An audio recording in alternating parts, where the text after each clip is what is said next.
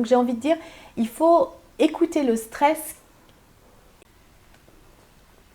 Et écoutez les signes. Quels sont les signaux que l'on peut, notre corps ou notre esprit peut nous envoyer en fait, qui sont des messages Oui, justement sur la mise en garde de cette gestion d'énergie, comme le stress par ouais. exemple. On parle beaucoup du stress.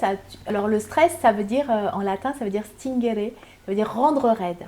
Donc tu sais, c'est un peu comme un élastique que tu tends.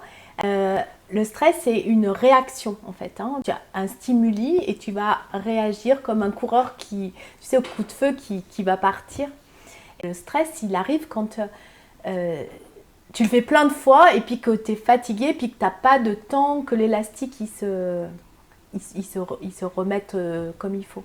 Le problème, c'est que si tu es tout le temps en mode survie et que du coup tu laisses pas place au cerveau, de la créativité, de l'intuition d'agir, et ben du coup tu es complètement épuisé. Donc j'ai envie de dire, il faut écouter le stress, il faut écouter ton corps qui te donne ces signaux. Et moi, pour moi, un des grands messages, c'est la fatigue. D'où vient cette fatigue finalement? Et la fatigue, pour moi, c'est une résultante. C'est une résultante de tous les stress que tu as vécu dans ta journée. Le bon stress qui t'a mis en action et le mauvais.